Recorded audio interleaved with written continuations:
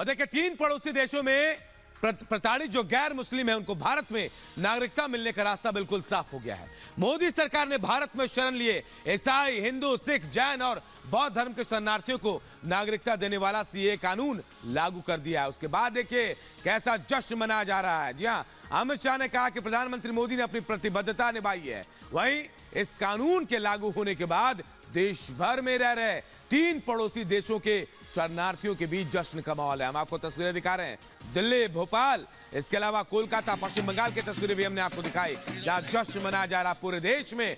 जो ऐसे लोग हैं, बौद्ध हैं, जो सिख हैं, ईसाई हैं, जो पड़ोसी मुल्क में गैर मुस्लिम है, जिनको प्रताड़ित किया जा रहा है, जो भारत में है, उनको नागरिकता देने का कानून है ये सिटीजनशिप अमेंडमेंट एक्ट, और ये भारत में लागू कर दिया गया है।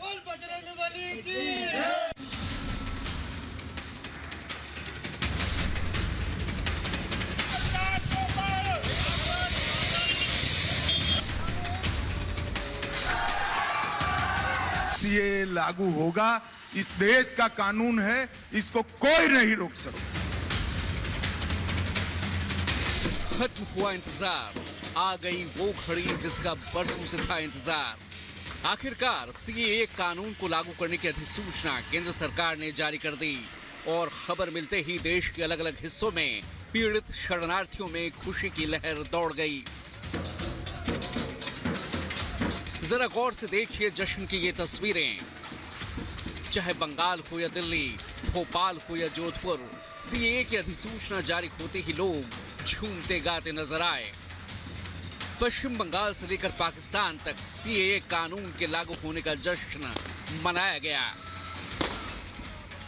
प्रोटेस्ट करने वाली कोई बात नहीं है। लोग अगर समझदार हैं, यहाँ पर अगर समझते हैं, पढ़े लिखे होंगे तो नहीं निकलेंगे। बहुत अच्छा ये सरकार का फैसला है। और वो धार्मिक आधार पर विभिन्न आधारों पर प्रताड़ना के शिकार हो रहे थे, उनको हिंदुस्तान की नागरिकता मिलेगी। बहुत ही स्वागत योग्य कदम है। आदरणीय नरेंद्र मोदी जी को धन्यवाद दूंगा कि इस कानून को बहुत पहले आ जाना चाहिए था। 24 के चुनाव से पहले पीएम मोदी अपनी एक गारंटी पूरी करते जा रहे हैं। अधिसूचना जारी होने के साथ ही सीएए कानून देश भर में लागू हो चुका है। इससे पाकिस्तान, बांग्लादेश, अफगानिस्तान से आए गैर मुस्लिम शरणार्थियों को नागरिकता मिलने का रास्ता साफ हो चुका है। अब गृह मंत्रालय इससे जुड़े नियम बनाएगा।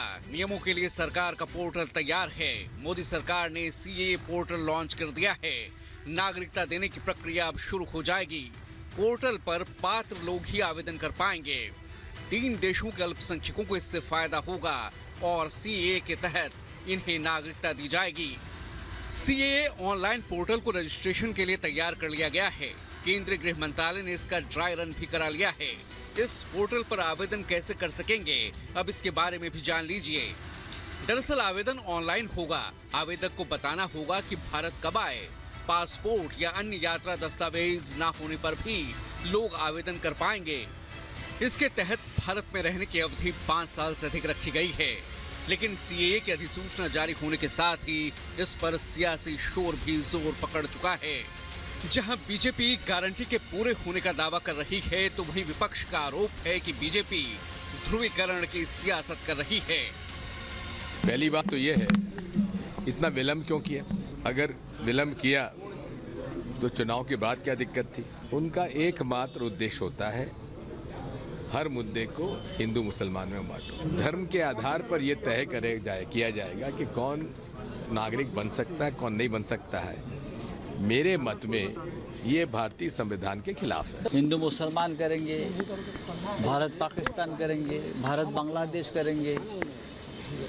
ये खेल, आखिरी खेल उनका चल रहा है। चलने दो, लागू होने दो। 370 भी हटाया, क्या क्या कश्मीर में? कश्मीरी पंडित आ गए घर में। ये खेल करते रहते। अभी जब तक चुनाव है तब तक सीए खेलेंगे, खेलने दो। ये सीए का जो मूल उद्देश्य है कि धर्म के आधार पर आपको यदि उत्पीड़न होता है और आप भारत में शरण लाते हैं तो हम आपको नागरिकता देंगे। इसमें यदि विपक्षी ह्यू एंड क्राई कर रहा है तो ये शुद्ध वोट बैंक की पॉलिटिक्स है, शुद्ध मुस्लिम पॉलिटिक्स है और इनको तरस आना चाहिए, इनको शर्म आना चाहिए, इनको देश से माफी मांगनी चाहिए कि इन्हीं लोगों के इसी व्यवहार के कारण भारत का विभाजन हो गया। असदुद्दीन ओवैसी ने क्रोनोलॉजी समझाते हुए सीएए को मुसलमानों के खिलाफ बताया। तो मायावती ने भी इसे चुनाव से जोड़ा है। कांग्रेस के नेताओं ने भी विरोध के सुर अख्तियार किए हैं। तो वहीं यूपी के पूर्व सीएम और सपा अध्यक्ष अखिलेश यादव ने केंद्र के सीएए पर सवाल उठाते हुए लिखा, जब देश के नागरिक रोजी रोटी के लिए बाहर जाने पर मजबूर हैं, तो दूसरों के लिए नागरिकता कानून लाने से क्या होगा। जनता अब भटकावे की राजनीति का खेल समझ चुकी है। बीजेपी सरकार ये बताए कि उनके 10 सालों के राज में लाखों नागरिक देश की नागरिकता छोड़कर क्यों चले गए। चाहे कुछ हो जाए, इलेक्टोरल बॉन्ड का हिसाब तो देना ही पड़ेगा, और फिर केयर फंड का भी। ममता ने भी वही विरोध के संकेत दे दिए हैं।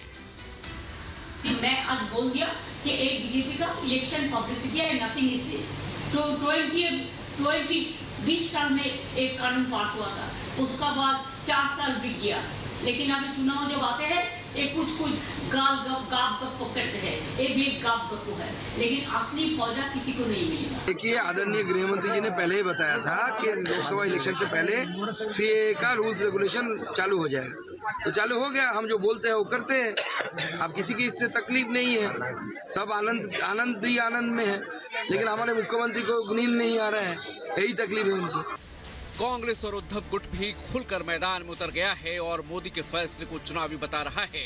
लेकिन बीजेपी नेताओं ने इस फैसले के लिए पीएम मोदी का आभार जताया है।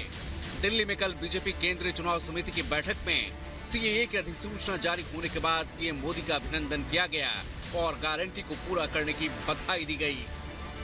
माननीय प्रधानमंत्री नरेंद्र मोदी जी के द्वारा भारत सरकार ने सीएए नोटिफिकेशन करके एक्चुअल में इस सभी लोगों को सिटीजनशिप देने का काम जो भारत सरकार ने किया, इसलिए मैं भारत सरकार का और माननीय प्रधानमंत्री नरेंद्र मोदी जी का बहुत बहुत अभिनंदन करता हूं। जाहिर है मोदी सरकार ने सीएए पर गारंटी को पूरा कर विपक्ष को टेंशन में डाल दिया है और विपक्ष खिसियानी बिल्ली खंभा नोची की तर्ज पर ध्रुवीकरण की सियासत के आरोप लगा रहा है।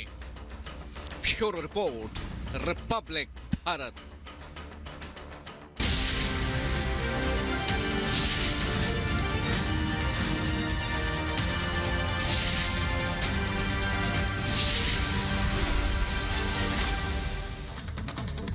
और अब बात प्रधानमंत्री नरेंद्र मोदी के तूफानी दौरे की करते हैं। आज एक बार फिर प्रधानमंत्री नरेंद्र मोदी गुजरात और राजस्थान के दौरे पर जाने वाले हैं। 85,000 करोड़ की योजनाओं की सौगात भी मिलेगी। साबरमती आश्रम का भी दौरा करेंगे प्रधानमंत्री नरेंद्र मोदी। गांधी स्मारक आश्रम का मास्टर प्लान भी लॉन्च करेंगे पीएम। गुजरात के बाद राजस्थान का दौरा भी करेंगे प्रधानमंत्री। दोपहर करीब 1:45 पर भारत शक्ति का अवलोकन करेंगे। साझा युद्ध अभ्यास जो है वो भी देखेंगे प्रधानमंत्री नरेंद्र मोदी। तो देखिए, तूफानी दौरा प्रधानमंत्री का चल रहा है। पूरे देश में अलग अलग राज्यों में जा रहे हैं और मेगा सौगात भी दे रहे हैं। और आज बारी गुजरात और राजस्थान की है। गुजरात को 85,000 करोड़ की सौगात आज मिलने वाली है। वहीं साबरमती आश्रम का भी दौरा करेंगे।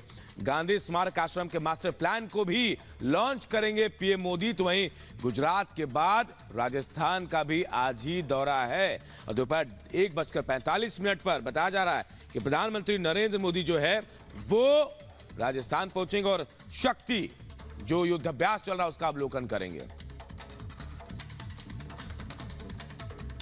और देखिए, प्रधानमंत्री मोदी के तूफानी दौरों के तहत आज प्रधानमंत्री गुजरात और राजस्थान जाने वाले हैं। यहां भी हजारों करोड़ की सौगात यहां के लोगों को मिलने वाली है। इससे जुड़ी एक खास रिपोर्ट आप सबको दिखाते हैं।